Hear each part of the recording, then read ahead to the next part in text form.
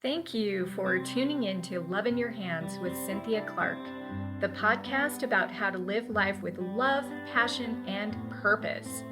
This podcast is sponsored by loveinyourhands.com, the place to find long-lasting love through the merging of ancient science, modern technology, and quantum physics.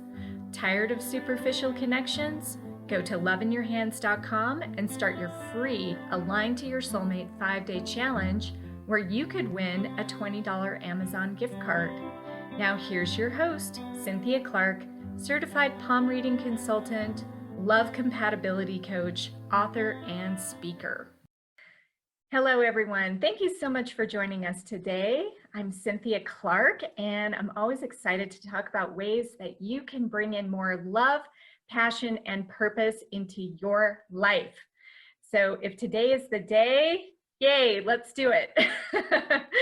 And I've got a really exciting guest that I'm going to be bringing on. But first, I want to talk a little bit about palmistry because, of course, your hands tell you everything about who you are, and they reflect different aspects of not only your talents, but your innate personality, your subconscious influences, your purpose. Where are you going to find joy and fulfillment?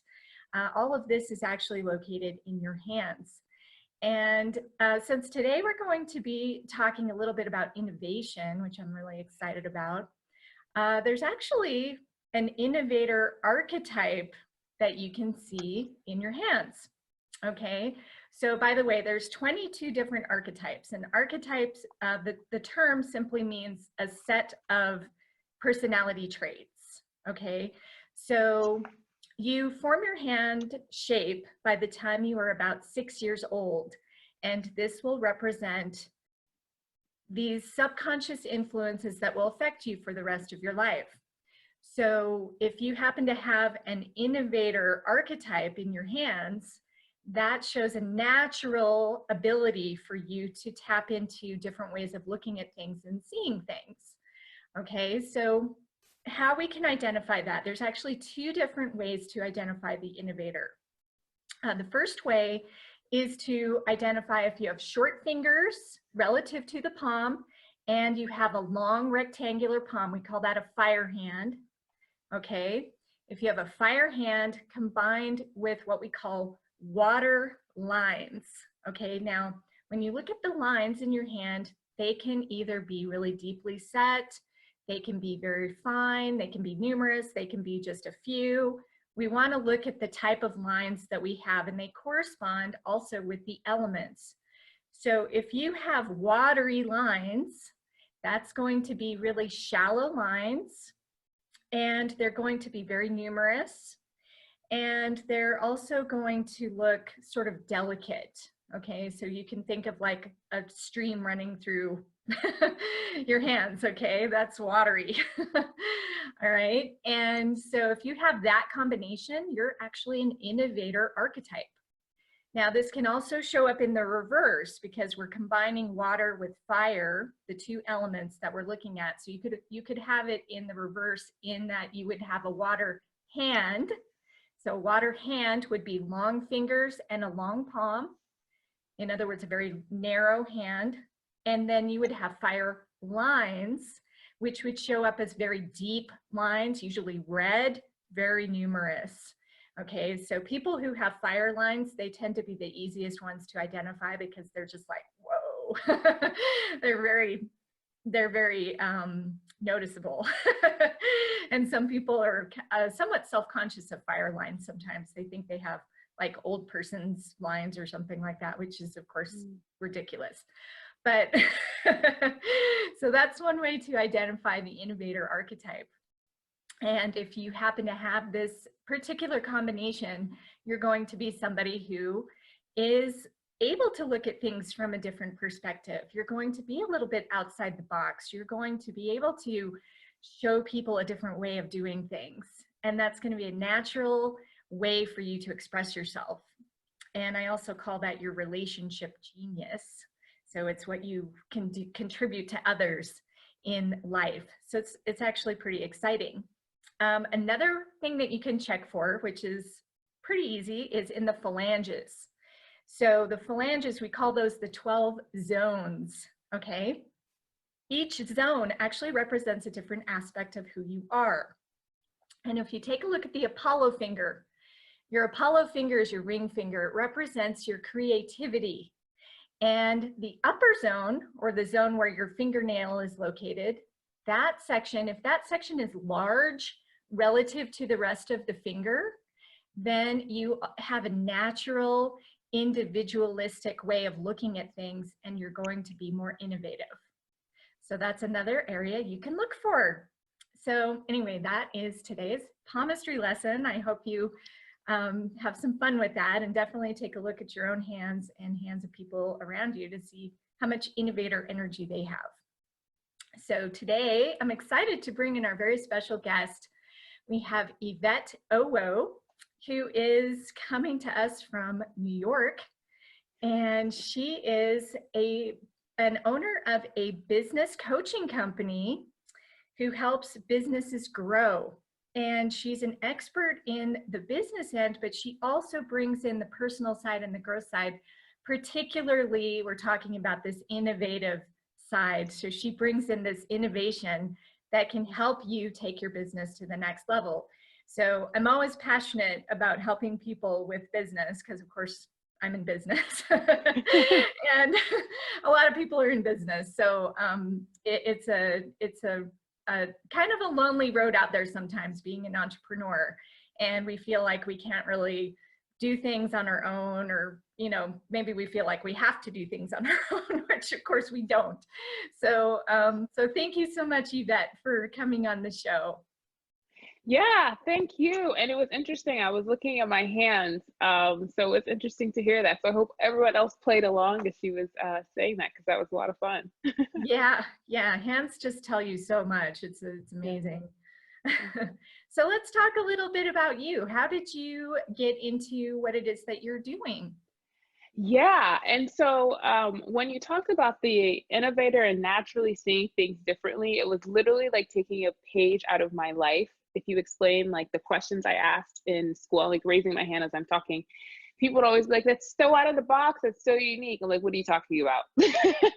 And so really, I'd always kind of been like that from a very early age. And actually, what I've always done is help businesses grow. So when I first started working, I was working for a really large company, the largest consulting company in the world. And I helped really big businesses. So I've led a launch of a $1.6 million app download. A company wanted to save $300 million. So I did a lot of big companies for a while. And then I really wanted to step away and help owners of smaller businesses, and specifically the owners. Because a lot of times, like you said, as an owner, you feel like you have to do everything by yourself. And that's not true. If you're doing it all by yourself, that's a job. When you run that's actually a key part of the difference between owning a business and having a job. When you have a business, you have other people who are supporting this goal for your business that you are focused on, and they're helping you with that. They can be employees, they can be contractors, they can be coaches like me, but there are other people helping you get to that goal. You're not doing it by yourself. And that's like a key part of what a business actually is. Well, that makes sense. Yeah. So would you say that small business owners kind of fall into the trap of just trying to take on everything themselves? Yeah, that can be really easy, especially because, most people have jobs. So most people are used to thinking it's just me. And and then the world tells you like, entrepreneurship can be very lonely. It's very lonely at the top. So we create this image of it has to be lonely. It does require more of you than having a job, because you have to come up with the ideas. You have to have the passion. You have to want to own the business. But it doesn't have to be something you do by yourself. So for example, we worked with a client and she had been in business for 14 years. And it was her, and she had a part-time assistant. And she'd been in business 14 years. She was quite good at what she did. She did coaching for groups at companies. And after working with us, she started growing her revenue. And she's like, oh my gosh, I don't have any time. I don't have any time. I don't have any time. We're like, yay! She's like, why is that good? because didn't you say you wanted to bring in a junior coach? She said, yeah. So you don't have any time. Oh, so she went from freaking out that she has no time to, oh my God, this is a positive. So now she's like gone from I don't have any time to, oh my gosh, she's negotiating bonus, salary plus bonus for a junior coach. And she's brought in 2 assistants and tech support. So she went in a matter of 6 months from solo to part-time and part-time assistant to two assistants, 1 tech support, and a junior coach. Wow. Yes. That's pretty And good. yeah. And the thing is, she's never worked a minute more the whole time. So she happens to be a mom who, and her family, it's really important that they leave at a certain time from work. And so she worked 42 hours when she met me, and she's worked 42 hours the whole time we've been working with her. So her business is growing from 120 to 650 a year, and her hours stay the same. It's just she's doing more effective stuff, and she's got a really killer strategy focused for her strength that we're working with her on. Well, that sounds really exciting. Yeah. So, so basically, wherever people are in their business, Yes. you can help them kind of reframe how they look at things, and Yes. and look at what's more important to them. So Yes. What's more important to them and what's more important to their client. And that's really important because at the end of the day, hon, your client's the one who pays. So your client's got to be happy. And so with her, she actually had always been good at what she does. And so we made a few tweaks, and her clients were actually like, oh my gosh, you've gotten so much better. And so when she more than doubled the price on them, they were all super excited. And some of them even bought more stuff at a higher price. And so she shifted how she looked at her business. We took her sales process from 7 steps to 2 steps. We gave different so much change in like what she does every day. She still delivers the same service, but how she does it, how she packages it, who's helping her, totally different. And this was someone who didn't like change. So she was like, yeah, you help me get used to change. And because even we would tailor so much for her, she was like, I realize that as I'm growing, you guys are shifting the program. And because I have a team, we also have the right person helping her with the right skill at the right time. Now, contrast that with a business of a very different size. So this business had $4.2 million in revenue. And they were helping manage vacation rental property. And so they had always seen their customer as the guest, like the hotel guest. But we help them see that actually their customer is the owner of the property. And what they do is they provide a service for the owner of the property. So they've been in business 21 years, and they've been successful in business 21 years. But now the industry was changing with technology. Some of their top 2 competitors were buying up a whole bunch of things, and so they didn't want to get bought up. And so they knew they had to do something drastically different. So imagine that you've been in business 20-something years. It's been in the family. And then you meet me and my team, and you're like so excited. And then in the first session, we're like, we have a whole new way for you to make money. Like, what? And so initially he was like, what? We get into the second session, he's on board. And then we explain to him, and then we help him understand that his customer is actually the homeowner. And he was just like, and so now he's calling them. And do you know what the customers told him? You know, when we were the guest, we felt VIP treatment. But since we've become the homeowner, we don't feel as special. And so they were saying, we want the same special feeling we had before. And you know, they've had this business and they've been in business, but as a business, they've never seen their true customer as their true customer. And so, yeah. And so now they're doing it, and it's really, really exciting because they also have so their same customers they had before, he's reaching out to them, talking to them. The customers are telling them why they signed up. They're saying the things that we said. And so initially they said, hey, you know, can you help us with profit margin? So the way they ran their business was a little bit expensive. So they weren't keeping enough of the dollars they were making. And so we came in to look at how they ran their business. Then we said, oh my gosh, there's a way where you can turn more of your hotel guests into owners. And then he started looking at the data. Do you know that most of the owners that are their clients used to be hotel guests? Hmm. So it was naturally actually how they got most of their customers, but it happened organically and they hadn't seen it. Hmm. So now we're working with them, and the plan would allow them to increase their revenue by 100% in 5 years. Hmm. Wow, that's pretty impressive. Yeah, and they came in looking for some tweaks.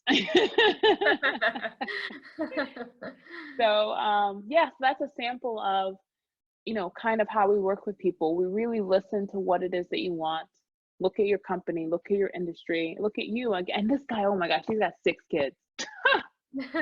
Man, yeah. Wow. Yeah, so we really, really listen and really understand what you need, and then we'll come up with something innovative that's a game changer. And our first client, that I mentioned, she doesn't even like change. The second one, they'd been in business for 21 years. So it's not like we take on risk takers or innovators or change makers. We take on business people that love helping their clients and want to grow their business. Hmm. Well, Mm. that sounds like a great thing. I think a lot of people, they want to grow their business, or Yes. they feel like, yeah, I want to make a bigger impact, or I want to make more money, or whatever it is. Yes. I want to help more clients. I think a lot of entrepreneurs do have that wish, Yes. but I think a lot of them just kind of get stuck in their ruts, Mm-hmm. their trenches. Yeah, and you've been Yeah. doing the same thing. That's how you know how to operate. So sometimes you need something different. I mean, the first client, she actually had a different coach before us. And she was like, my coach got me to where I am, but now I want to go somewhere different. So, she wanted a different outcome. So she needed a different team. And so when you hire us, it's like, rejoin your team, and you could have done a lot of analysis to come up with these strategies and a lot of number crunching, or you could just have us do it for you, right? Mhm. You could build a website from scratch and learn how to build a website, or you could pay a Right. website designer. That's just kind of how you get to choose. Right. You can teach yourself HTML. You can take classes on that. I mean, it's like, and Exactly. if you're not designed, if your hands are telling you that you don't really like programming, you Yes. know, it's like, hello. Yes, and it's the same thing with the owners. It's like these people know how to do what they do, but do they want to go and get really good at accounting and reading your 3 financial statements in depth, which we have done for all of these companies? Do they want to start looking at profit margin projections, contract negotiations, market analysis? So if you want to do all those things, go right ahead. And I think to your point at the beginning, you said how owners feel like they have to do everything. Mm-hmm. So when you recognize that, like, you as a great owner don't have to do anything. I'll tell you something crazy. So Steve Jobs, we know that Steve Jobs was an innovative business person. Mm-hmm. Do you know he didn't actually build the initial technology? It was Steve Wozniak who did it. It Hmm. wasn't Steve Jobs. So he was the marketing guy. He was very innovative. He was an engineer, but the great engineer was Steve Wozniak. Hmm. Bill Gates, he started Microsoft. Do you know he didn't code Microsoft Yes, software? I actually did know that. Yes. Exactly. He bought it for about $5,000. So he sold it, then he bought it. Right. He positioned himself as what he did. He was an expert positioner. Yeah, I mean, he did know how to code, but he did. Yeah. So think about that. Most people are like, I have to do everything myself. This guy is a literal genius, knew how to program, and still didn't write the program that made the company that he's known for. Right. Yeah, that is pretty mind-blowing when you stop to think about it, especially if you look at like, okay, where am I in my business or in my life, Yeah. And by the way, we're also talking to people out there who maybe have just jobs too, Yes. because it's like, you know what? Take a look at your job. What are you doing every day? Yes. Well, so I'll tell you this. For those of you who have jobs, listen in. Listen in. I had a job for a long time. I had coaches in my job Yeah. because I was a part of the reason I was a top performer was I would get coaching because anything that shows up in your personal and how you deal with humans shows up in your job. And so people would be like, how is it that Yvette always deals with the BS? She doesn't get mad at people. She's not arguing with people. Because I dealt with my personal stuff in coaching. That's why I came into this business. And Cynthia mentioned at the beginning that I understand the personal side. And so my first promotion, I'll tell you this, I worked 30 hours a week in a 50-hour job. So the first year I was up, had done really well, worked really hard. And then the last month before I was up, my boss changed. And for the new one didn't like my work. A whole year out the window because of those 30 days. And so I vowed that I would figure out what I needed to do. So next time it would be 100%. And I realized it was a particular communication with my boss and my boss's boss. And then I realized what was important and I just stopped doing all the other stuff. So, so that's how my hours got so good. I just stopped doing everything that wasn't important. If I didn't like it and it wasn't required, I just honestly didn't do it. And how do I know what was required? I would ask. Right. And I do this with everyone who works for me now. I'd get out a sheet of paper and I would say, I'm up, I can get promoted in a year. I'm going to work with you the entire year. You're going to recommend me or not. And I know you don't fully control the decision. Here are the things my understanding are required. Write them down. And then they would say yes, no, blah, blah, blah. And then depending on how much guidance I needed, I'd meet with you once a month or once every 3 months. And we would have that conversation and I would track my performance. And you know what the boss likes about that? They know exactly what my motivations are. So they know if they put on that sheet of paper, I'm going to do it. Yeah, there you go. So it makes me the easiest person to manage because you're like, I don't have to worry about what she's doing or what she's thinking. She tells me what's right. You don't have to, it doesn't have to be this big mystery. Yeah. So it's not a mystery for you about what's required, and it's not a mystery for them about what you're doing all day. Right. It's like, what's important to me? Okay, these things are important to me. And it's good for you to ask that too, because then it makes them actually stop and think about it. Yes. And sometimes you're like, just simple miscommunication. I remember once saying, okay, so I know you asked me to do this in 3 weeks, but I can do it in 2. That's good, right? She's like, no, our client needs it in 3 weeks. So if you get it done sooner, it doesn't help us at all. But if you get it done better, it helps us. I was like, what do you mean? What's better? And she said, if you can do it, make it larger, make the quality better. So she said, time, as long as you meet the deadline, I don't care how fast you do it. But if you make the quality better, that's important. So, I mean, that was a huge distinction. So I never then focused again on speed. I always focused on quality. And the truth is, I'm just now realizing as I say this, I've taken that quantity quality advice and I've carried it my entire career. That's great advice, because it forces you to really look at, what am I really focusing on?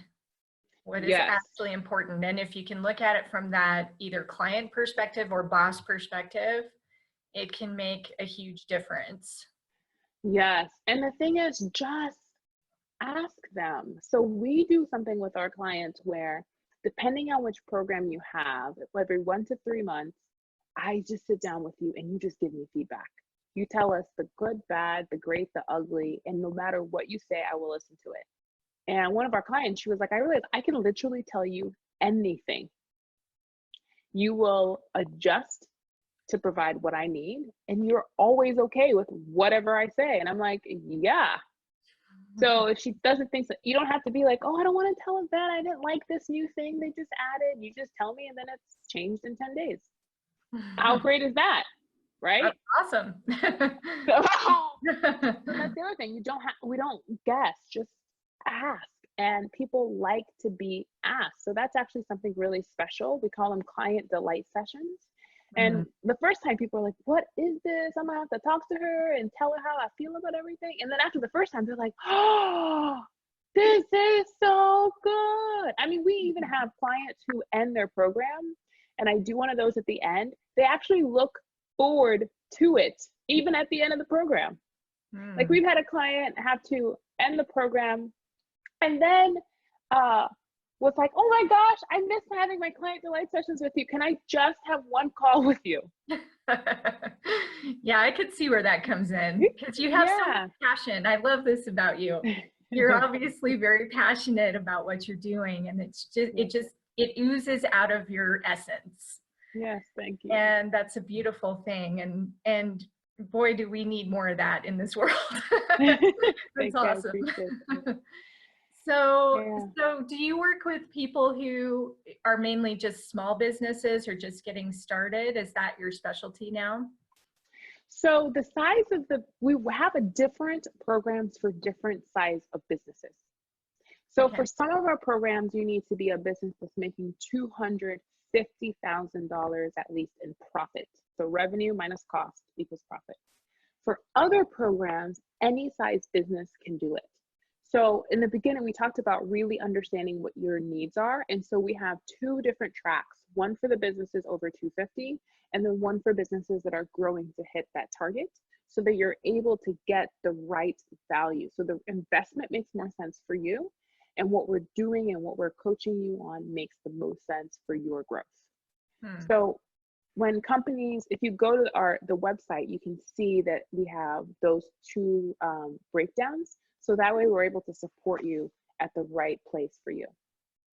Okay, that sounds great. So, so how do people, what is the website and how do people reach you?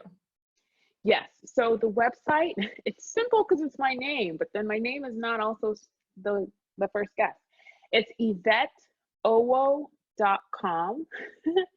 And so Yvette is spelled the French way, Y, and then V is in Victor, E-T-T-E. Then my last name is just 3 unique letters, O-W-O. I started to do the hand signal. So it's just YvetteOwo.com. And then you can go on there, see all of our different services, and you can also see tons of testimonials. So we have written testimonials. We also have video testimonials if that works for you. So we have tons of testimonials on the website. And then we give tons of free content on LinkedIn. So if you go to Yvette Owo/LinkedIn, you can add me as a friend on LinkedIn. And we give you tons of content around growing your business and also really activating things in your personal life and fulfillment. Well, that sounds wonderful. Well, thank you so much for coming on the show today. I just love your enthusiasm and your passion and obviously your expertise as well. So remember, everybody out there, that you can live your life with love, passion, and purpose. So there's no excuses. Get out there and do it. Yes. And thank you so much for joining us today, and have a wonderful day, everyone. Thank you for listening to Love in Your Hands. Please rate, review, and subscribe to show your support. This podcast is sponsored by loveinyourhands.com, the place to find and keep long-lasting love. Start your free Soulmate Connection membership today using the most innovative and accurate algorithm to match you to potential partners, all at loveinyourhands.com.